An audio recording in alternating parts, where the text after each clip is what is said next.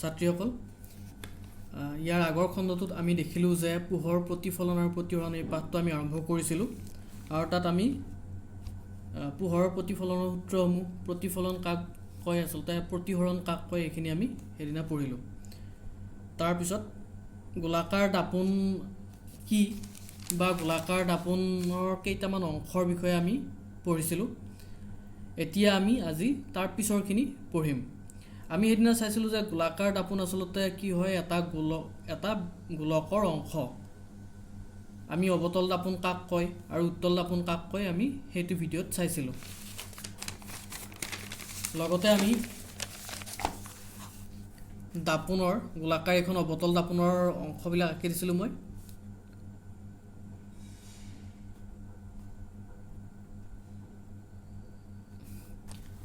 ইয়াত কি হৈছিলে, ইয়াত কি দেখাইছিলোঁ মই, মেৰু কাক কয়, ভাস্কেন্দ্ৰ কাক কয়, যাক আমি চিৰিয়াই লিখোঁ, আৰু মুখ্য অক্ষ কাক কয় সেইখিনি তোমালোকক কৈ দিছিলোঁ। এতিয়া আমি উত্তল দাপোনৰ ক্ষেত্ৰত যদি চাওঁ, উত্তল দাপোনো ঠিক তেনেকুৱাই। ইয়াৰ মাত্ৰ প্ৰতিফলন পৃষ্ঠ যিখন থাকে সেইখন বাহিৰৰ ফালে ওলাই থাকে। ইয়াত এতিয়া যিহেতু ইহঁত এটা এটা গোলকৰ অংশ হয়, সেইদিনা মই কৈছিলোঁ, আৰু সেই গোলকটোৰ কেন্দ্ৰটোৱেই হৈছে ইহঁতৰ ভাস্কেন্দ্ৰ। আমি অৱতল দাপোনখনত দেখিলোঁ যে তাৰ গোলকটোৰ কেন্দ্ৰটো যিহেতু দাপোনখনৰ বাওঁফালে থাকে, এইখন দাপোন অৱতল দাপোনখন, এইটো যদি গোলকৰ এটা অংশ হয় আৰু যিটোক আমি যাৰ কেন্দ্ৰক আমি ভাস্কেন্দ্ৰ বুলি কওঁ, সেই ভাস্কেন্দ্ৰটো কোনফালে থাকিব? আমি দেখিছোঁ যে ই বাওঁফালে থাকিব। ঠিক তেনেকৈ উত্তল দাপোনৰ ক্ষেত্ৰত এতিয়া ভাস্কেন্দ্ৰটো কোনফালে থাকিব? যিহেতু উত্তল দাপোনখনৰ আকৃতিটো অৱতল দাপোনখনৰ ওলোটা, ইয়াৰ কেন্দ্ৰটো থাকিব এইফালে, যিটো গোলকৰ অংশ হয় এই গোলকৰ কেন্দ্ৰটো থাকিব এইফালে, গতিকে ইয়াৰ ভাস্কেন্দ্ৰটো কোনফালে হ'ব? সোঁফালে। এইটো মনত ৰাখিব, অৱতল দাপোনৰ ভাস্কেন্দ্ৰ সদায় দাপোনখনৰ বাওঁফালে থাকে, আনহাতে উত্তল দাপোনৰ ক্ষেত্ৰত তাৰ ভাস্কেন্দ্ৰ সোঁফালে বা ভিতৰলৈ থাকে, মানে দাপোনখনৰ আনটো ফালে থাকে। এতিয়া ইয়াৰ ভাস্কেন্দ্ৰ হ'ব ধৰা ইমান মানত হ'ব। যদিহে এই যিটো গোলকৰ অংশ তাৰ কেন্দ্ৰ যদি এইখিনিত হয়, তেন্তে এইখন উত্তল দাপোনৰ ভাস্কেন্দ্ৰটো কোনখিনিত হ'ব? এইখিনিত। ঠিক তেনেকৈ অৱতল দাপোনৰ ক্ষেত্ৰত যেনেকৈ মেৰুটো কি থাকে, প্ৰতিফলন পৃষ্ঠখনৰ ঠিক মাজতে বা দাপোনখনৰ ঠিক মাজৰ অংশটোকে আমি মেৰু বুলি কওঁ। ইয়াতো উত্তল দাপোনৰ ক্ষেত্ৰতো একেই, ইয়াৰো ঠিক মাজৰ অংশটোক আমি মেৰু বুলি ক'ম, যাক আমি পিৰে লিখোঁ।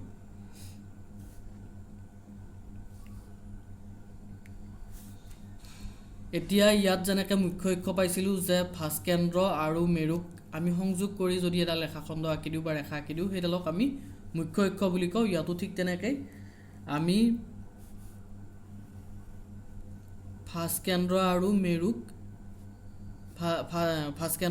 যেতিয়া সংযোগ কৰি এটা ৰেখাখণ্ড আঁকো, সেইডালক আমি ক'ম মুখ্য অক্ষ।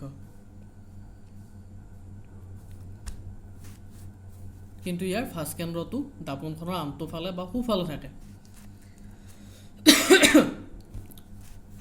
ঠিক আছে, এতিয়া আমি অৱতল দাপোন এখন আমি আঁকি লৈছোঁ বাৰু। আমি এইখিনি মানত ধৰা পি আছে, এইখিনি মানত ভাস্কেন্দ্ৰটো আছে বুলি ধৰি লৈছোঁ, আৰু আমি মুখ্য অক্ষডাল এনেকৈ ভাস্কেন্দ্ৰ আৰু মেৰুৰ মাজেৰে যোৱাকৈ এনেকৈ আঁকি দিছোঁ। এতিয়া ধৰা হ'ল কোনো এটা লক্ষ্যবস্তুৰ পৰা, লক্ষ্যবস্তু মানে একো নহয়, বেলেগ একো নহয়, কি দাপোনৰ সন্মুখত থকা যিকোনো ধৰণৰ বস্তু হ'ব পাৰে। এতিয়া যদি তুমি দাপোন এখনৰ সন্মুখত থিয় হৈ থকা আৰু তোমাৰ প্ৰতি, তেতিয়া তুমি দাপোনখনৰ সন্মুখত থিয় হৈ থাকিলে কি হ'ব? তোমাৰ প্ৰতিবিম্ব বা প্ৰতিছবিটো দাপোনত গঠন হ'বনে নহয়? গতিকে তুমিয়েই হ'বা দাপোনখনৰ কাৰণে লক্ষ্যবস্তুটো। ঠিক আছে, বা তেনেকৈ দাপোনখনৰ সন্মুখত যিকোনো এটা বস্তু থৈ দিলে তাৰ প্ৰতিবিম্ব গঠন হয়। যিটো বস্তু আমি থৈ দিম সেইটোৱে হ'ব লক্ষ্যবস্তু। এতিয়া আমি আগৰ ক্লাছটোতে আলোচনা কৰিছোঁ যে কি হয়, আচলতে যেতিয়া এটা বস্তু দাপোনখনৰ সন্মুখত থোৱা যায়, সেই বস্তুটোৰ পৰা পোহৰ ৰশ্মি গৈ দাপোনত লাগিব, আকৌ দাপোনত সেই পোহৰ ৰশ্মিটো প্ৰতিফলিত হ'ব। চোৱা বাৰু এতিয়া কি হ'ব, আমি ধৰি লৈছোঁ যে মুখ্য অক্ষৰ সমান্তৰালভাৱে অহা পোহৰ ৰশ্মি এটা, মুখ্য অক্ষৰ সমান্তৰালভাৱে পোহৰ ৰশ্মি এটা আহিছে। সমান্তৰাল মানে তোমালোকে নিশ্চয় জানা, এইডাল আছিলে মুখ্য অক্ষ, ইয়াৰ সমান্তৰালভাৱে মানে কি এইখিনিৰ পৰা এইখিনিলৈ যিমান ডিষ্টেঞ্চ হ'ব, ইয়াৰ যিকোনো এটা দুটা বিন্দুৰ মাজত সমান সমান ডিষ্টেঞ্চ হয়, মানে সমান সমান দূৰত্ব হয়। যিকোনো দুটা বিন্দুৰ মাজৰ দূৰত্বটো সদায় সমান সমান হ'ব, ঠিক আছে, মুখ্য অক্ষৰ সমান্তৰালভাৱে। যেনে ধৰা বৰ্গৰ বিপৰীত বাহুকেইটা কি সমান্তৰাল হয়, বা আয়তৰ বিপৰীত বাহুকেইটা সমান্তৰাল, ঠিক তেনেকৈ মুখ্য অক্ষৰ সমান্তৰালভাৱে এটা পোহৰ ৰশ্মি আহিছিল, আৰু সেই ৰশ্মিটো ক'ত পৰিলে, দাপোনখনত পৰিল। আমি এনেকৈ কাৰ চিনেৰে বুজাব লাগিব, এনেকৈ আহিছে ৰশ্মিটো, আহি দাপোনত পৰিল। এতিয়া দাপোনত পৰাৰ পিছত কি হয়, আমিতো জানোৱেই, আমি দাপোনত কোনো এটা পোহৰ ৰশ্মি পৰিলে কি হয়, দাপোনখনত লগাৰ পিছত সি প্ৰতিফলিত হয়। প্ৰতিফলিত হোৱাৰ পিছত কি হ'ব, যেতিয়া দাপোনখনত লাগিল, প্ৰতিফলিত ৰশ্মিটো মুখ্য অক্ষৰ এটা বিন্দুত এনেকৈ কাটি থৈ যাব, ঠিক আছে, বা মুখ্য অক্ষৰ এটা বিন্দুৰে এনেকৈ পাৰ হৈ যায়, বা মুখ্য অক্ষৰ মাজেৰে ই পাৰ হৈ যায়। এতিয়া মই তলৰ ফালেও আকৌ এটা আঁকিলোঁ, আকৌ তেনেকৈ এইডালৰ নিচিনাকৈ মুখ্য অক্ষৰ সমান্তৰালভাৱে আন এটা পোহৰ ৰশ্মি আঁকিম এনেকৈ। এইডালো ঠিক আগৰডালৰ নিচিনাকৈ বা ওপৰডালৰ নিচিনাকৈ কি হ'ব, পোহৰ ৰশ্মিটো দাপোনত খুন্দা খোৱাৰ পিছত প্ৰতিফলিত হ'ব, আৰু যিটো প্ৰতিফলিত হৈ প্ৰতিফলিত ৰশ্মিটো যিটো হ'ব, সিও ঠিক একেটা বিন্দুৰ মাজেৰেই বা একেখিনি ঠাইৰেই কটাকটি কৰি, মুখ্য অক্ষৰৰ লগত কটাকটি কৰি ওলাই যাব। এতিয়া চোৱা, ইহঁতে এটা বিন্দুত দুইটা প্ৰতিফলিত ৰশ্মিয়ে এটা বিন্দুত কটাকটি কৰিছে। এতিয়া এই বিন্দুটোকে আমি ক'ম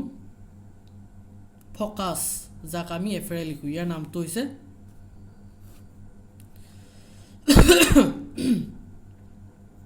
ফকাছ, ঠিক আছে, বা মুখ্য ফকাছ বুলি কয় এইটো, মুখ্য ফকাছ। এইটোৱে ক'ব অৱতল দাপোনখনৰ মুখ্য ফকাছ। এতিয়া অৱতল দাপোনৰ মুখ্য ফকাছ কাক বোলে বুলি এটা প্ৰশ্ন আহিব পাৰে, বা অৱতল দাপোনৰ মুখ্য ফকাছ বুলিলে কি বুজা? আমি কি বুলি লিখিব পাৰিম এতিয়া, তোমালোকে এইটো লিখি ল'ব পাৰা বহীত, যে অৱতল দাপোন এখনৰ মুখ্য অক্ষৰ সমান্তৰালভাৱে অহা পোহৰ ৰশ্মিবোৰে প্ৰতিফলনৰ পিছত মুখ্য অক্ষৰ যিটো বিন্দুত কটাকটি কৰে, সেই বিন্দুটোকেই অৱতল দাপোনৰ মুখ্য ফকাছ বোলা হয়। বা তোমালোকে যদি বুজি পাইছা কথাটো, তেতিয়া নিজৰ ভাষাটো মিলাই তেনেকৈ লিখিব পাৰা। অৰ্থাৎ কি হয়, মুখ্য অক্ষৰ প্ৰথমতে আহি দাপোনখনত পোহৰ ৰশ্মি পৰিছে, ঠিক আছে, এইকেইটা ৰশ্মি মই যেনেকৈ এইটো চিন দি যে এই দুটা ৰশ্মি মুখ্য অক্ষৰ তলত ওপৰত আঁকি দিলোঁ, এই দুটা ৰশ্মি কি হৈছে, মুখ্য অক্ষৰ সমান্তৰালভাৱে আহিছে, আৰু ইহঁতে দাপোনত লগাৰ পিছত ইহঁত প্ৰতিফলিত হৈছে দুইটা। কিন্তু দুইটাই প্ৰতিফলিত হোৱাৰ পিছত কি হয়, যেতিয়া প্ৰতিফলিত ৰশ্মিটো ওলাই যায়, সেই প্ৰতিফলিত ৰশ্মিটোৱে মুখ্য অক্ষৰ একেটা বিন্দুতেই কিন্তু কটাকটি কৰে। বা আমি যদি আৰু এডাল ৰশ্মি, আকৌ পোহৰ ৰশ্মি, যিয়ে মুখ্য অক্ষৰ সমান্তৰালভাৱে আহিছিল, এইখিনিত ধৰা এডাল মই নতুনকৈ আঁকি দিলোঁ পোহৰ ৰশ্মি, যি মুখ্য অক্ষৰ সমান্তৰালভাৱে আহিছে, ইও প্ৰতিফলনৰ পিছত কি হ'ব, সেই একেটা বিন্দুৰ মাজেৰেই পাৰ হৈ যাব, বা সেই একেটা বিন্দুতেই আকৌ কটাকটি কৰিব। গতিকে যিটো বিন্দুত মুখ্য অক্ষৰ সমান্তৰালভাৱে অহা পোহৰ ৰশ্মিবোৰে কটাকটি কৰে, সেইটোকে আমি অৱতল দাপোনখনৰ মুখ্য ফকাছ বুলি ক'ম। ঠিক তেনেকৈ যেনেকৈ অৱতল দাপোনৰ এটা মুখ্য ফকাছ আছে, যাক আমি কি আখৰে লিখিলোঁ, এফ আখৰে লিখিলোঁ, ঠিক তেনেকৈ আকৌ উত্তল দাপোনৰ ক্ষেত্ৰতো তাৰ এটা মুখ্য ফকাছ থাকিব। কিন্তু উত্তল দাপোনৰ ক্ষেত্ৰত আমাৰ যিটো এই ছবিটো অলপমান বেলেগ হ'ব, সেইটো মই আঁকি দেখুৱাই দিছোঁ। উত্তল দাপোনখনটো আমি এনেকৈ আঁকিম, ইয়াৰ ভিতৰৰ ভাগটোত ৰং কৰা থাকে, মানে ভিতৰখিনিয়ে প্ৰতিফলন কৰিব নোৱাৰে, ইয়াৰ ওলাই থকা অংশটোহে প্ৰতিফলন কৰিব পাৰে। ইয়াত তেনেকৈ এইখিনিত পি আছে, এইখিনি মানত ইয়াৰ ভাঁজ কেন্দ্ৰ আছে, চি মুখ্য অক্ষৰডাল আমি এনেকৈ আঁকি দিলোঁ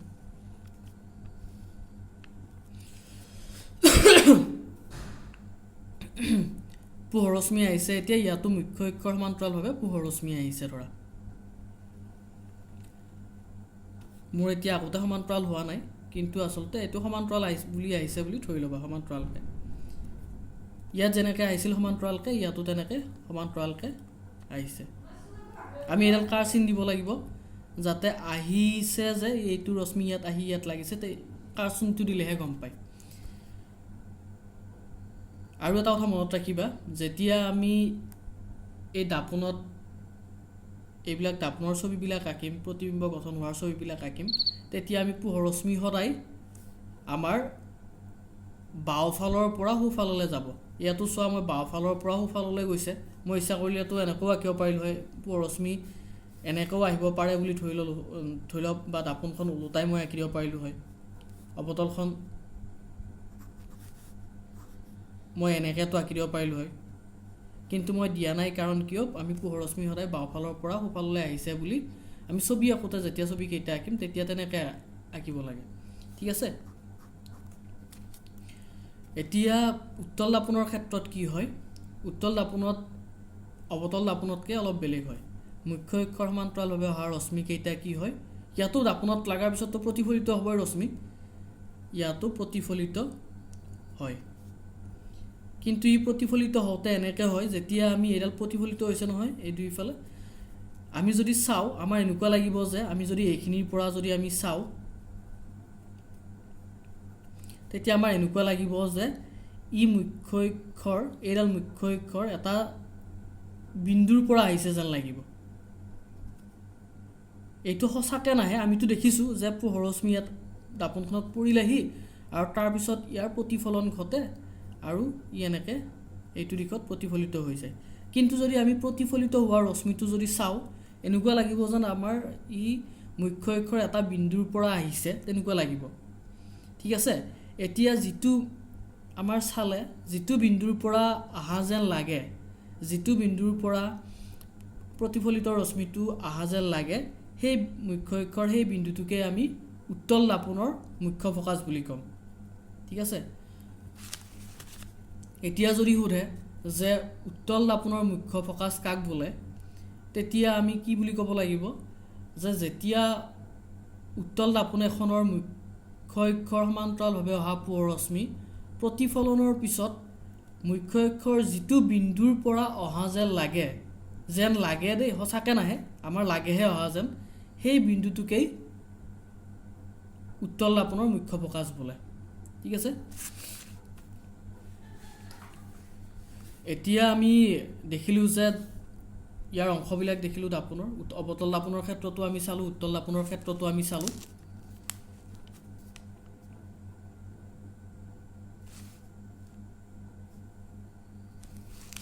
এইটো ছবিটো দেখিছানে ভালকৈ এইটো চোৱা এইটো এফ বা যিটো এইটো বিন্দুৰ পৰা এনেইটো ইয়াত লাগি এনেকৈ এইখিনিতেই প্ৰতিফলিত হৈছে ই ভিতৰলৈতো দাপোনখনৰ ভিতৰতো ফুটি সোমাই যাব নোৱাৰে কিন্তু এইফালৰ পৰা বা এইখিনিৰ প্ৰতিফলিত ৰশ্মিটো আমি যেতিয়া চাম তেতিয়া আমাৰ এনেকুৱা লাগিব যেন ই এই বিন্দুটোৰ পৰা আহিছে তেনেকুৱা লাগিব আৰু এই বিন্দুটোকে আমি উত্তল দাপোনৰ মুখ্য ফকাচ বুলি কওঁ এতিয়া আমি চালোঁ কি অৱতল দাপোনৰ এই মেৰুটো উত্তল আৰু অৱতলৰ ক্ষেত্ৰত একে হয় যে যিখন দাপোনখনৰ ঠিক মাজৰ অংশটোক বা মাজৰখিনিক আমি কি বুলি ক'ম মেৰু বুলি কওঁ ঠিক তেনেকৈ ফাষ্ট কেন্দ্ৰ হৈছে যিটো গোলকৰী অংশ সেই গোলকৰ কেন্দ্ৰটোকেই ফাষ্ট কেন্দ্ৰ বুলি ক'ব পাৰি আৰু ফকাচ মুখ্য ফকাচ বা মুখ্য ফকাচ সাধাৰণতে কওঁতে ফকাচ বুলিয়ে কোৱা যায় ফকাচ কাক বোলে আমি সেইটো চালোঁ উত্তল আৰু অৱতল দাপোনৰ ক্ষেত্ৰত এতিয়া চোৱা অৱতল দাপোনৰ ফকাচটো দাপোনখনৰ কোনফালে থাকে দাপোনখনৰ বাওঁফালে থাকে বা দাপোনখনৰ সন্মুখত থাকে আনহাতে অৱতল দাপোনৰ ক্ষেত্ৰত ইয়াৰ ফকাচটো সোঁফালে থাকিব বা দাপোনৰ পিছফালে থাকিব ঠিক আছে এইটো কথা মনত ৰাখিবা তেনেকৈ ইয়াৰ ফাষ্ট কেন্দ্ৰও উত্তল দাপোনৰ ক্ষেত্ৰত দাপোনৰ পিছফালে থাকে এতিয়া এই দুইটাৰ ক্ষেত্ৰতে একেই হয় উত্তল অৱতলৰ ক্ষেত্ৰত এইখিনি ইয়াৰ পিছৰখিনি একেই হ'ব কোনখিনি যে এইটো ফাষ্ট কেন্দ্ৰ আছিল এইখিনিত ইয়াৰ ফকাছ থাকিব, ইয়াৰো তেনেকৈ এইখিনিত ফকাছ থাকিব। এই ভাস্কেন্দ্ৰ আৰু মেৰুৰ মাজৰ দূৰত্বটোক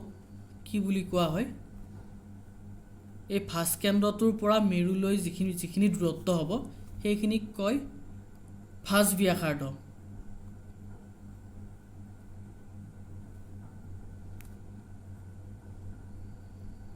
ভাঁজব্যাসাৰ্ধ,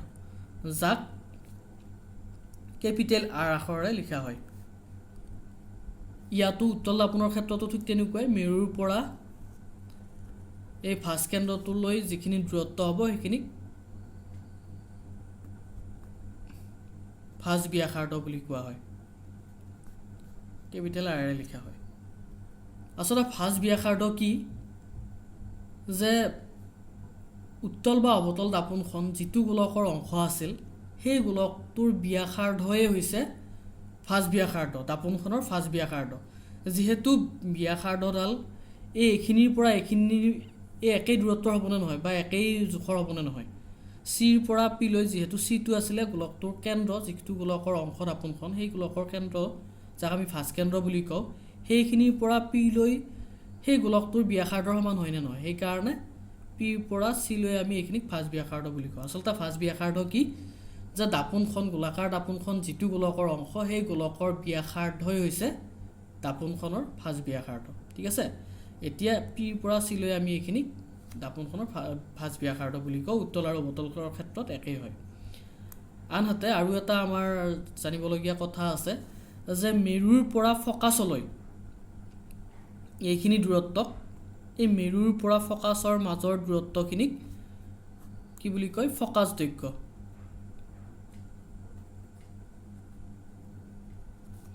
ঠিক ইয়াতো তেনেকুৱাই, মেৰুৰ পৰা ফকাছৰ মাজৰ দূৰত্বখিনিক কি বুলি ক'ব? এইখিনিক ফকাছ দৈৰ্ঘ্য, যাক আমি স্মল এফেৰে লিখোঁ। চোৱা, মুখ্য ফকাছ বা ফকাছক আমি কেপিটেল এফেৰে লিখোঁ, আনহাতে ফকাছ দৈৰ্ঘ্যক আমি স্মল এফেৰে লিখোঁ।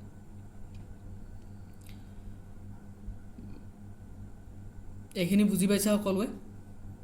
এইখিনি মনত ৰাখিব লাগিব আমি, কোনখিনি কি বোলে, ভাঁজব্যাসাৰ্ধ কি, ফকাছ দৈৰ্ঘ্য কি, এইকেইটা ওলট পালট নকৰে। ভাঁজব্যাসাৰ্ধ আৰু ভাঁজকেন্দ্ৰ, আনহাতে ফকাছ আৰু ফকাছ দৈৰ্ঘ্য দুয়োটাই বেলেগ। ফকাছ দৈৰ্ঘ্যটো হৈছে মেৰুৰ পৰা ফকাছৰ মাজৰ দূৰত্ব, আনহাতে ভাঁজব্যাসাৰ্ধ হৈছে ভাঁজকেন্দ্ৰৰ পৰা মেৰুৰ মাজৰ দূৰত্ব। দুয়োখন দাপোনৰ ক্ষেত্ৰত একেই হয়। এতিয়া এই যিটো আমি ভাঁজব্যাসাৰ্ধ পালোঁ R আৰু ফকাছ দৈৰ্ঘ্য পালোঁ স্মল f, এই দুয়োটাৰ মাজত এটা কি আছে? এটা সম্বন্ধ আছে বা ইহঁত দুটাৰ মাজত এটা সম্পৰ্ক আছে। ঠিক আছে, সম্পৰ্কটো কি? ভাঁজব্যাসাৰ্ধৰ আধা হৈছে ফকাছ দৈৰ্ঘ্য, মানে এইখিনিৰ পৰা এইখিনিলৈ যদি, যিটোক আমি ভাঁজব্যাসাৰ্ধ বুলি কওঁ, ইয়াৰ যদি দূৰত্বখিনি ধৰি লৈছোঁ আমি যদি 4 চেণ্টিমিটাৰ হয়, তেনেহ'লে মেৰুৰ পৰা এফৰ দূৰত্ব অৰ্থাৎ ফকাছ দৈৰ্ঘ্যটো হ'ব আমাৰ কিমান? ফকাছ দৈৰ্ঘ্যটো হ'ব 2 চেণ্টিমিটাৰ, মানে ফকাছ দৈৰ্ঘ্য ভাঁজব্যাসাৰ্ধৰ আধা।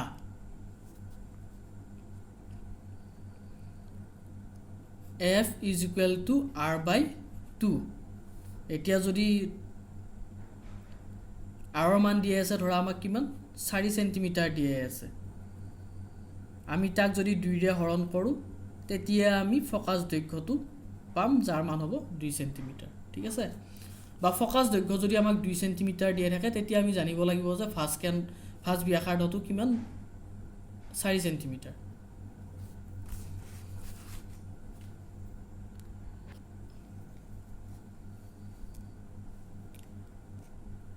এতিয়া আমাৰ নেক্সট টপিক হৈছে যে গোলাকাৰ দাপোনৰ দ্বাৰা প্ৰতিবিম্ব গঠন। গোলাকাৰ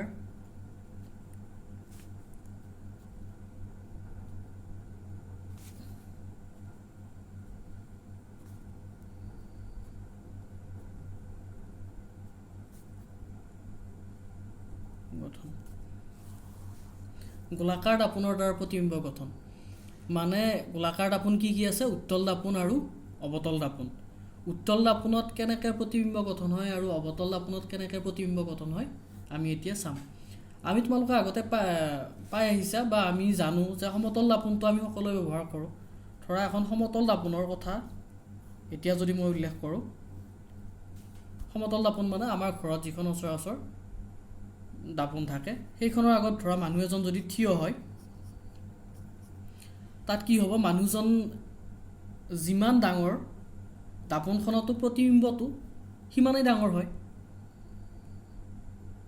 আকৌ সেইটোকে মানে এতিয়া ইয়াত লক্ষ্য বস্তু কোনটো হ'ব, তুমি ধৰা দাপোনখনৰ আগত যদি থিয় হৈছা, মই আগতে কৈছোঁৱেই যে তুমি এই দাপোনখনত লক্ষ্য বস্তু হ'বা দাপোনখনৰ কাৰণে, আৰু সি তোমাৰ কি গঠন কৰিব, প্ৰতিবিম্ব গঠন কৰিব। প্ৰতিবিম্ব কেনেকৈ গঠন হয় বাৰু আমি সেইটো মানে পঢ়িম। এতিয়া তোমাৰ কি হয়, লক্ষ্য বস্তু তুমি দাপোনখনৰ সন্মুখত থিয় হৈছা, দাপোনখনে তোমাৰ প্ৰতিবিম্ব গঠন কৰিব। সমতল দাপোনৰ ক্ষেত্ৰত কি হয়, যিটো সি প্ৰতিবিম্ব গঠন কৰিব সেইটো ঠিক লক্ষ্য বস্তুৰ সমানেই হ'ব, আৰু দাপোনখনৰ পৰা তুমি যিমান দূৰত থাকিবা লক্ষ্য বস্তুটোও তোমাৰ সেনেকুৱা লাগিব যে দাপোনখনৰ পৰা সিমানেই দূৰত আছে। আমাৰ দাপোনখনৰ পিছফালে লক্ষ্য বস্তুটো প্ৰতিবিম্বটো পিছফালে থকা যেন লাগে। এতিয়া কি হ'ব, লক্ষ্য বস্তুৰ তুমি ধৰা লক্ষ্য বস্তু বুলি কৈছোঁ মই, গতিকে তোমাৰ প্ৰতিবিম্বটো দাপোনৰ পিছফালে গঠন হোৱা যেন লাগিব, আৰু লক্ষ্য বস্তু আৰু প্ৰতিবিম্বৰ আকাৰ কি হয়, সমান সমান হয়। আনহাতে তুমি দাপোনখনৰ পৰা যিমান আঁতৰত থাকিবা প্ৰতিবিম্বটো দাপোনখনৰ পিছত দাপোনখনৰ আনটো ফালে সিমান দূৰত থকা যেনেই লাগে। এতিয়া এইখিনি আছিলে সমতল দাপোনৰ ক্ষেত্ৰত। গোলাকাৰ দাপোনৰ ক্ষেত্ৰত প্ৰতিবিম্বৰ গঠনবিলাক অলপ বেলেগ ধৰণৰ হয়। প্ৰথমতে আমি চাম অৱতল দাপোনৰ ক্ষেত্ৰত প্ৰতিবিম্বৰ গঠন। অৱতল দাপোনতনো কেনেকৈ প্ৰতিবিম্ব গঠন হয় কোনো এটা লক্ষ্য বস্তুৰ।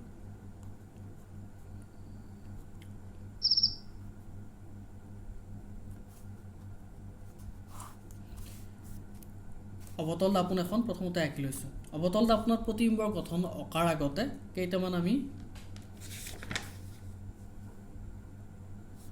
আমি বস্তু জানি ল'ব লাগিব।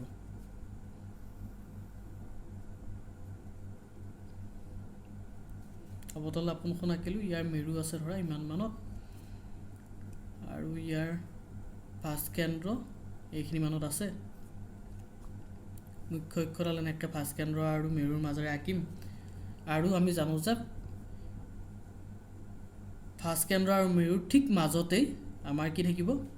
ফকাছটো থাকিব। এতিয়া এই নিয়মকেইটালৈ তোমালোকে মনত ৰাখিবা, এইকেইটা কেতিয়াও সলনি নহয়। অৱতল দাপোনৰ ক্ষেত্ৰত কৈ আছোঁ মই এতিয়া, যেতিয়া পোহৰ ৰশ্মি এটা আমি অলপ আগতে পালোঁৱেই, যেতিয়া পোহৰ ৰশ্মি এটা মুখ্য অক্ষৰ সমান্তৰালভাৱে আহি দাপোনখনত পৰে, তেতিয়া সেই পোহৰ ৰশ্মিটো প্ৰতিফলনৰ পিছত ফকাছৰ মাজেৰে পাৰ হৈ যায়।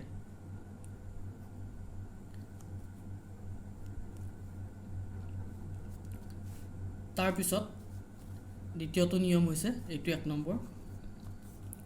2 নম্বৰৰ নিয়মটো হৈছে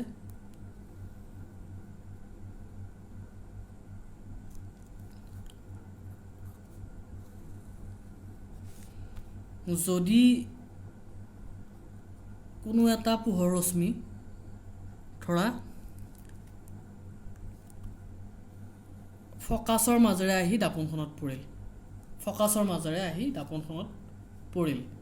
প্ৰতিফলন হোৱাৰ পিছত কি হ'ব, ইয়াৰ যেতিয়া এই প্ৰতিফলিত ৰশ্মিটো ঘূৰি যাব, তেতিয়া এই প্ৰতিফলিত ৰশ্মিটোৱে এইবাৰ আকৌ মুখ্য অক্ষৰ সমান্তৰালভাৱে ঘূৰি যাব। চোৱা, এই দুটা এটা আনটোৰ ওলোটা ওলোটি। ইয়াত মুখ্য অক্ষৰ সমান্তৰালভাৱে অহা ৰশ্মিটো প্ৰতিফলনৰ পিছত ফকাছৰ মাজেৰে পাৰ হৈ যায়, আনহাতে যদি আপতিত ৰশ্মিটো ফকাছৰ মাজেৰে আহে তেতিয়াহ'লে প্ৰতিফলিত ৰশ্মিটো মুখ্য অক্ষৰ সমান্তৰালভাৱে পাৰ হৈ যায়। এইটো 2 নম্বৰ আছিলে। 3 নম্বৰটো কি হ'ব,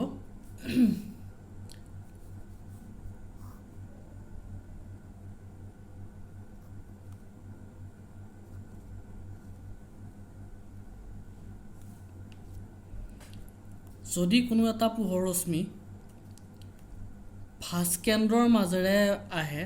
আহি দাপোনত পৰে, বা আপতিত ৰশ্মিটো যদি ফাৰ্ষ্ট কেন্দ্ৰৰ মাজেৰে আহে, তেতিয়াহ'লে এই প্ৰতিফলনৰ পিছত প্ৰতিফলিত ৰশ্মিটোও সেই একেটা দিশতেই উলটি যায়। মানে প্ৰতিফলনৰ পিছত ই আকৌ ফাৰ্ষ্ট কেন্দ্ৰৰ মাজেৰে ওলাই যাব বা পাৰ হৈ যাব।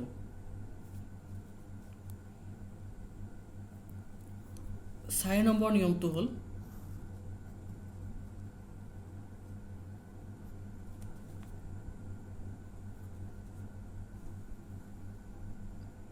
যদি কোনো এটা পোহৰ ৰশ্মি আহি এই ঠিক মেৰুত পৰে আহি মেৰুটোত পৰে মেৰু যিটো বিন্দুত আছে সেইটো বিন্দুত যদি পৰে আহি ই কি হ'ব প্ৰতিফলনৰ পিছত এইটো এটা কোণ এইটো হৈছে এইটো কি কোণ বুলি ক'ব পাৰোঁ আমি এইটো আপতন কোণ বুলি ক'ব পাৰোঁ যাক আমি আই আখৰে লিখোঁ এই ঠিক এইটো কোণৰ সমান এটা কোণ কৰি ই আকৌ প্ৰতিফলিত ৰশ্মিটো ওলাই যাব এইটো হৈছে প্ৰতিফলন কোণ আমি আগতে পাইছোঁই ঠিক আছে যেতিয়া এটা পোহৰ ৰশ্মি আহি মেৰুত পৰে বা পিত পৰে তেতিয়া সি আকৌ মুখ্য অক্ষৰ লগত একে সমান এটা কোণ কৰি এই কোণটোৰ সমানে এইটো কোণ হ'ব একে সমান কোণ কৰি ই প্ৰতিফলনৰ পিছত ওলাই যায় যেতিয়া আমি অৱতল দাপনৰ ক্ষেত্ৰত এতিয়া অৱতল দাপনে কেনেকৈ প্ৰতিবিম্ব গঠন কৰে কোনো এটা লক্ষ্য বস্তুৰ সেইটো পঢ়াৰ আগতে আমি এই 4টা নিয়ম মনত ৰাখিব লাগিব এই 4টা নিয়ম যদি মনত ৰাখা তেতিয়া বাকীখিনি গোটেই সহজ পাবা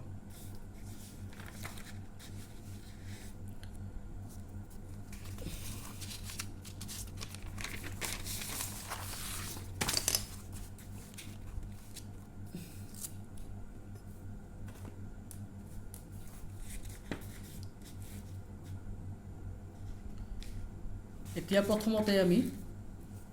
লক্ষ্য বস্তু কাক বোলে তোমালোকে নিশ্চয় বুজি পাইছা যে দাপনৰ সন্মুখত যিটো বস্তুৰ প্ৰতিবিম্ব গঠন হ'ব সেইটোৱে হৈছে দাপনৰ সন্মুখত থকা যিটো বস্তুৰ প্ৰতিবিম্ব গঠন হ'ব সেইটোৱে হৈছে লক্ষ্য বস্তু আৰু লক্ষ্য বস্তুৰ প্ৰতিবিম্ব এটা কেনেকৈ গঠন হয় লক্ষ্য বস্তুৰ পৰা অহা পোহৰ ৰশ্মি ক'ত পৰে লক্ষ্য বস্তুটোৰ পৰা পোহৰ ৰশ্মি ওলাই আহে সেই পোহৰ ৰশ্মিটো ক'ত পৰে দাপনত পৰে আকৌ দাপনৰ পৰাৰ পিছত প্ৰতিফলিত হয় আৰু প্ৰতিফলিত ৰশ্মিয়ে কটাকটি কৰাৰ ফলত প্ৰতিবিম্বৰ গঠন হয় এতিয়া যদি আমি ধৰি লৈছোঁ প্ৰথমতে লক্ষ্য বস্তুৰ স্থান লক্ষ্য বস্তু ক'ত আছে অসীমত আছে মানে ইয়াৰ কিমান দূৰত্বত আছে সেইটো আমি নিৰ্দিষ্টকৈ ক'ব নোৱাৰোঁ ই দাপনখনৰ পৰা দূৰত আছে আমি অসীমত আছে বুলি কৈছোঁ কোনো এটা বস্তুৱে যেতিয়া অসীমত থাকে তেতিয়া আমি প্ৰথমতে বাৰু দাপনখন আঁকি লৈছোঁ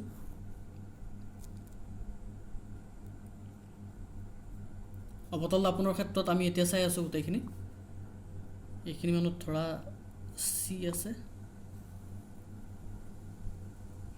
এটা কথা মনত ৰাখিবা যে চি আৰু পিৰ ঠিক মাজতেই আমি ফ'কাছটো আঁকিব লাগিব কাৰণ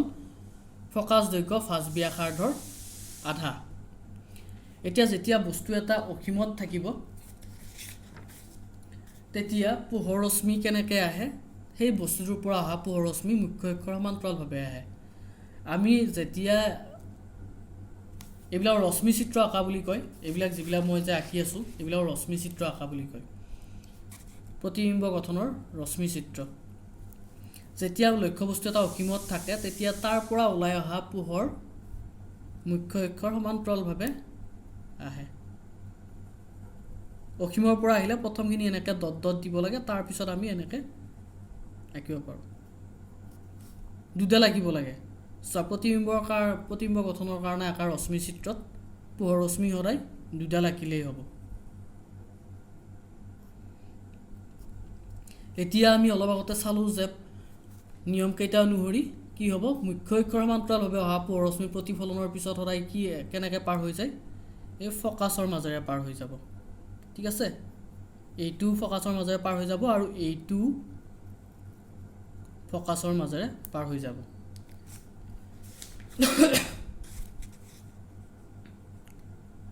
এতিয়া যিটো বিন্দুত প্ৰতিফলিত ৰশ্মিকেইটাই কটাকটি কৰে সেই বিন্দুটোতেই মানে প্ৰতিবিম্বটো গঠন হয় গতিকে ইহঁতে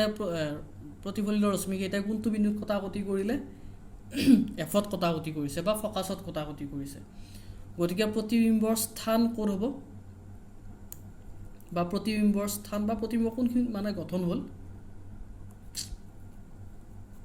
প্ৰতিবিম্বৰ স্থান কি হ'ব ফ'কাছ ফকাছত বা এফত প্ৰতিবিম্বৰ আকাৰটো কেনেকুৱা হ'ল ই এটা কি হৈছে ই এটা বিন্দুত লগ লাগিছে ফকাছ বিন্দুত লগ লাগিছে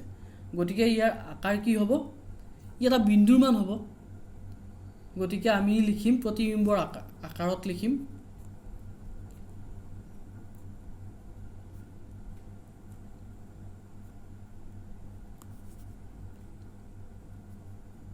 ই বিন্দু আকাৰৰ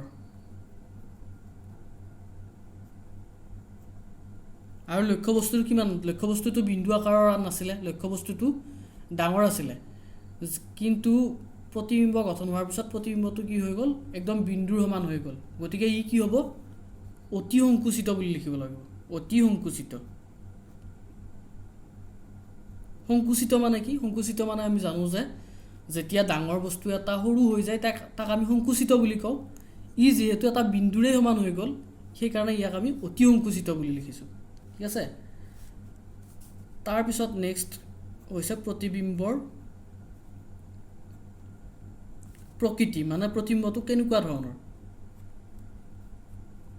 এই যিটো ফকাছত গঠন হ'ল এইটো হ'ব প্ৰতিবিম্বটো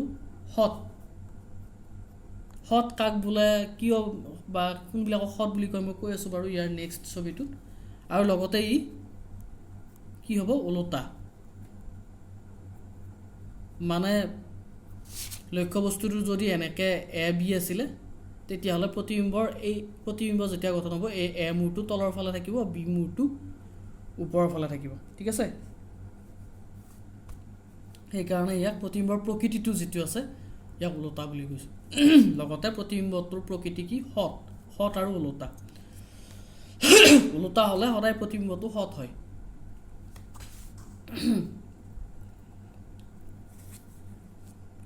নেক্সট আমি প্ৰথমতে চালোঁ যে লক্ষ্যবস্তু অসীমত থাকিলে প্ৰতিবিম্ব ক'ত আৰু কেনেকৈ গঠন হয় এইটো আমি চালোঁ এইবাৰ আমি চাম যদি লক্ষ্যবস্তু চিৰ বাহিৰত থাকে ঠিক আছে চি বা ভাস্কেন্দ্ৰৰ বাহিৰত যদি লক্ষ্যবস্তুটো থাকে অসীমত নহয় কিন্তু কেৱল চিৰ বাহিৰত যদি লক্ষ্যবস্তুটো থাকে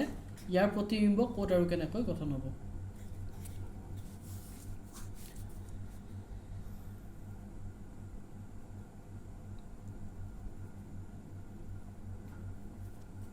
এইকেইটা চোৱা এইকেইটা তোমালোকক যেহেতু মই নিয়মকেইটা কৈ দিলোঁ এই 4টা নিয়ম যিহেতু তোমালোকক কৈ দিছোঁ এইকেইটা নিয়মৰ ভিত্তিতে আমি ৰশ্মি চিত্ৰবিলাক আঁকি আছোঁ প্ৰতিবিম্ব গঠনৰ তোমালোকে মই প্ৰথমটো কৈ দিলোঁ নহয় কেনেকৈ গঠন হয় বা কেনেকুৱা ধৰণৰ নিয়ম মানি চলে তোমালোকে বাকীকেইটা এতিয়া নিজে আঁকিব চেষ্টা কৰা মই বাৰু ইয়াত আঁকি দিছোঁ কিন্তু তোমালোকে ভিডিঅ'টো পজ কৰি হ'লেও বা বন্ধ কৰি হ'লেও বাকীখিনি নিজে আঁকিব চেষ্টা কৰা বাৰু আৰু এটা চাই ল'ব পাৰা এইটো নেক্সটটো যে চিৰ বাহিৰত থাকিলে লক্ষ্যবস্তুৰ প্ৰতিবিম্ব কেনেদৰে গঠন হয় আৰু এটা বস্তু চাবা তোমালোকে যেতিয়া এই ৰশ্মি চিত্ৰবিলাক আঁকা তেতিয়া স্কেল আৰু কাটা কম্পাছ ব্যৱহাৰ কৰিবা সমান্তৰাল বুলি কওঁতে বস্তুটো সমান্তৰালেই হ'ব লাগিব ইয়াত মই হাতেৰে আঁকি মিলাই দিছোঁ এনেকৈ আচলতে হাতেৰে আঁকিব নোৱাৰা এইটো স্কেল আৰু কাটা কম্পাছ ব্যৱহাৰ কৰি পুৰা একদম জোখমাখ কৰি আঁকিব লাগে তেতিয়াহে তোমালোকৰ ছবিটো মিলিব অকণমানো যদি জোখমাখৰ খেলি মেলি থাকে তেতিয়াহ'লে সেইটো মানে যিখিনি জেগাত হ'ব লাগে সেইখিনি জেগাত নহ'লে ছবিটো নিমিলে বা ৰশ্মি চিত্ৰটো নিমিলে এতিয়া এইবাৰ দিছে ক'ত যে চিৰ বাহিৰত লক্ষ্যবস্তুটো এইবাৰ আমাৰ থাকিব চিৰ বাহিৰত ধৰা ইমান মনত আছে লক্ষ্যবস্তুটোক আমি এইবাৰ অসীমত থাকিলে লক্ষ্যবস্তুটো আমি আঁকিব নালাগে কাৰণ ই অসীমত আছে কোনখিনিত আছে আমি নাজানো কিন্তু যদি অসীমত নাথাকে চিৰ বাহিৰত বুলিয়েই কওক বা ক'ৰবাত বেলেগত বুলিয়েই কওক তেতিয়া আমি লক্ষ্যবস্তুটো আঁকিব লাগিব লক্ষ্যবস্তুটো আমি কি এনেকৈ এডাল কাৰ চিনৰ নিচিনাকৈ যাৰ এটা মূৰ ক'ত থাকিব মুখ্য অক্ষত থাকিব আৰু এটা মূৰ ওপৰৰ ফালে এনেকৈ থাকিব ইয়াক আমি এ বি নাম দিলোঁ লক্ষ্যবস্তুটোৰ নাম দিলোঁ আমি কি এ বি এইটো এটা লক্ষ্যবস্তু এতিয়া লক্ষ্যবস্তুটোৰ পৰা পোহৰ ৰশ্মি যায় প্ৰথম পোহৰ ৰশ্মিটো আমি কি এনেকৈ দিম যিকোনো দুটা পোহৰ ৰশ্মি আঁকিব লাগে ঠিক আছে এফটো দিব আছে ইয়াত যিকোনো দুটা পোহৰ ৰশ্মি আঁকিব লাগে এনেইতো লক্ষ্যবস্তুৰ পৰা কি অসংখ্য পোহৰ ৰশ্মি যাব কিন্তু আমি আমাৰ সুবিধাৰ কাৰণে যিকোনো দুটা পোহৰ ৰশ্মি আঁকো আকৌ দুইটা একেটা পথৰেই যাব নিদিয়া মানে প্ৰথমটো ধৰা মই মুখ্য অক্ষৰ সমান্তৰালভাৱে এনেকৈ পঠিয়াই দিলোঁ ঠিক আছে মুখ্য অক্ষৰ সমান্তৰালভাৱে পঠোৱাৰ পিছত প্ৰতিফলনৰ পিছত ই কোনফালে আহিব অৱতল দাপোনৰ ক্ষেত্ৰত ই ফকাছৰ মাজেৰে আহিব প্ৰতিফলনৰ পিছত ই ফকাছৰ মাজেৰে গুচি গ'ল নেক্সট আৰু এটা পোহৰ ৰশ্মি আমি আঁকিম এইটো তোমালোকে ইচ্ছা কৰিলে ফকাছৰ মাজেৰেও পঠিয়াব পাৰা বা এই যিটো ভাঁজ কেন্দ্ৰ আছিল সেইটোৰ মাজেৰেও পঠিয়াব পাৰা মই এতিয়া তোমালোকৰ কিতাপত থকাৰ নিচিনাকৈ এই ভাঁজ কেন্দ্ৰৰ মাজেৰে পঠিয়াই দিম এইবাৰ ৰশ্মিটো ওলাই অহা ৰশ্মিটো বা আপতিত ৰশ্মিটো কিহৰ মাজেৰে আহিব ভাঁজ কেন্দ্ৰৰ মাজেৰে আহিব ভাঁজ কেন্দ্ৰৰ মাজেৰে আহিলে প্ৰতিফলনৰ পিছত কি হয় ভাঁজ কেন্দ্ৰৰ মাজেৰে আহিলে প্ৰতিফলনৰ পিছত ই আকৌ প্ৰতিফলিত ৰশ্মিটো ভাঁজ কেন্দ্ৰৰ মাজেৰে ঘূৰি যাব ঘূৰি যাওঁতে চোৱা ই কোনখিনিত কটাকটি কৰিলে ঠিক এইখিনিত কটাকটি কৰা নাইনে দুইটা প্ৰতিফলিত ৰশ্মিয়ে প্ৰথমটোৱে এইখিনিত এনেকৈ ফকাছৰ মাজেৰে পাৰ হৈ আহিছিল ইও আকৌ ভাঁজ কেন্দ্ৰৰ মাজেৰে যেতিয়া পাৰ হৈ অহা ৰশ্মিটো প্ৰতিফলনৰ পিছত একেটা ৰাস্তাৰে ঘূৰি গৈছে আৰু ইহঁত দুইটা ৰশ্মিয়ে এই ৰশ্মিটো আৰু এই ৰশ্মিটোৱে এইখিনিত কাটাকাটি কৰিছে য'ত কাটাকাটি কৰে তাত মানে প্ৰতিবিম্বটো সেইখিনিৰ পৰাই গঠন হয় এতিয়া প্ৰতিবিম্বৰ মূৰটো থাকিব এইখিনিত এই ওপৰৰ মূৰটোৰ পৰা পোহৰ ৰশ্মি অহা বুলি ধৰিছিলোঁ নে এই মূৰটো থাকিব কোনখিনিত এইখিনিত এইটোক আমি প্ৰতিবিম্ব যিহেতু প্ৰতিবিম্বক এ ডেছ বুলি দিম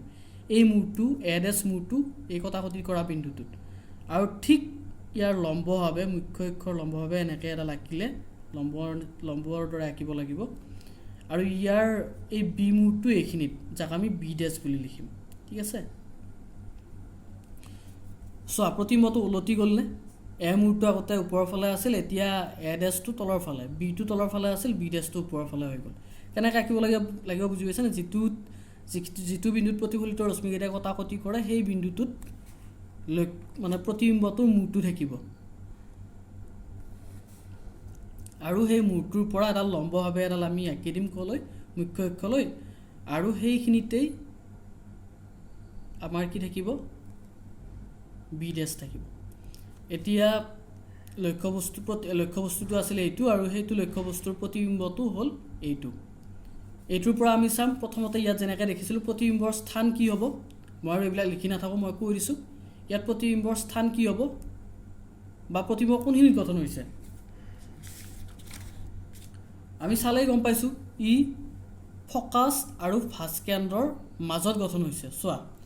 ঠিক মাজত গঠন হৈছে নে নাই ফকাছ আৰু ভাঁজ কেন্দ্ৰৰ মাজত মই জোখমাখ কৰি নাকোতেও আনুমানিকভাৱে সেইটো হৈছে গতিকে তোমালোকে যেতিয়া জোখমাখ কৰি ধুনীয়াকৈ স্কেলেৰে আঁকিবা তেতিয়া এইটো একদম একুৰেট হ'ব ই ভাঁজ কেন্দ্ৰ আৰু ফকাছৰ মাজত গঠিত হৈছে ইয়াৰ আকাৰ কেনেকুৱা এইবাৰতো এইটোৰ নিচিনা ইয়াৰ বিন্দুৰ নিচিনা হোৱা নাই ই লক্ষ্যবস্তুতকৈ সৰু হৈছে কিন্তু ই বিন্দুৰ সমান হোৱা নাই গতিকে আমি প্ৰতিবিম্বৰ আকাৰত লিখিম কি বুলি ইয়াৰ আকাৰটো হ'ব সংকুচিত ই অতি সংকুচিত হোৱা নাই ই সংকুচিত হৈছে আনহাতে প্ৰতিবিম্বৰ প্ৰকৃতি আমিতো দেখিছোঁৱেই যে এইটো আগতে এটো ওপৰৰ ফালে আছিল এ মূৰটো বিটো তলৰ ফালে আছিল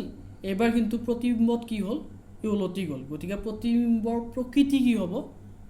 ওলোটা হ'ব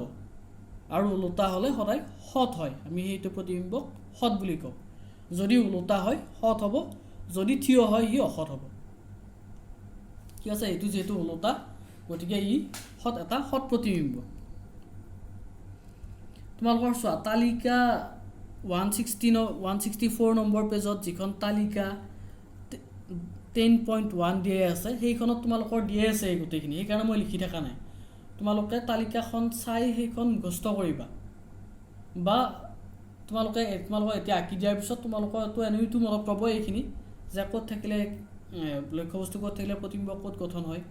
ইয়াৰ আকাৰ প্ৰকৃতি তথাপিও তোমালোকে তালিকাখন মুখস্থ কৰিলে ভাল হ'ব 10.1 তালিকাত দিয়ে আছে চোৱা তাৰপিছত এতিয়া চিট থাকিলে ক'ত গঠন হয় সেইটো মই আঁকি নিদিওঁ আৰু এটা কাৰণ সেইটো তোমালোকে নিয়মকেইটা ফ'ল' কৰিলে বা নিয়মকেইটা মই যি 4টা নিয়ম লিখি দিছিলোঁ সেই 4টা নিয়মৰ হিচাপত লিখিলে তোমালোকে নিজে নিজে আঁকিব পাৰিবা চিট থাকিলে ক'ত গঠন হয় বা তোমালোকে আৰু এতিয়া কি কি লিখিব লাগিব তালিকাখনত চালে মই প্ৰথম দুটা লিখি দিলোঁ তালিকাখনৰ এবাৰ তোমালোকে আঁকিবা চিট থাকিলে প্ৰতিবিম্ব ক'ত গঠন হ'ব তাৰ আকাৰ কেনেকুৱা হ'ব আৰু প্ৰকৃতি কেনেকুৱা হ'ব সেইকেইটা তোমালোকে নিজে কৰিবা এইটো থাকিল হোমৱৰ্ক ঠিক আছে এইটো হোমৱৰ্ক থাকিলে যেতিয়া লক্ষ্যবস্তু চিট থাকে তাৰ প্ৰতিবিম্বৰ স্থান কি হ'ব চোৱা মই এতিয়া ভিডিঅ'টোতেই কৈ দিছোঁ যে মই আৰু তোমালোকক বেলেগকৈ আকৌ হোমৱৰ্ক গ্ৰুপত আৰু নিদিওঁ লিখি নিদিওঁ মানে এতিয়া মই ভিডিঅ'টোতেই কৈ দিলোঁ তোমালোকে আজি মই যদি ভিডিঅ'টো আপলোড দিওঁ তোমালোকে কালিৰ ভিতৰত চাবা আৰু কালি ৰাতিলৈকে মোক হোমৱৰ্কটো কৰি হোমৱৰ্ক আজি মানে ভিডিঅ'টোতে মই যিকেইটা হোমৱৰ্ক দিওঁ সেইকেইটা হোমৱৰ্ক কৰি মোক কালি জমা দিবা তেতিয়া মই গম পাম যে সকলোৱে ভিডিঅ'টো আচলতে চাই আছে নে নাই কাৰণ এইটো ভিডিঅ' কেৱল তোমালোকৰ কাৰণে বনোৱা হৈছে তোমালোকে নাচালে ভিডিঅ'টোৰ একো অৰ্থ নহ'ব আৰু এনেকুৱা নহয় যে কি আমি গম নাপালোঁ বুলি বা ভিডিঅ'টো এনেকুৱা গম নাপালোঁ কিবা নাপালোঁ সেইবিলাক ক'ব নোৱাৰিবা কাৰণ ভিডিঅ'টো গ্ৰুপত দিয়া হৈছে গ্ৰুপত সকলো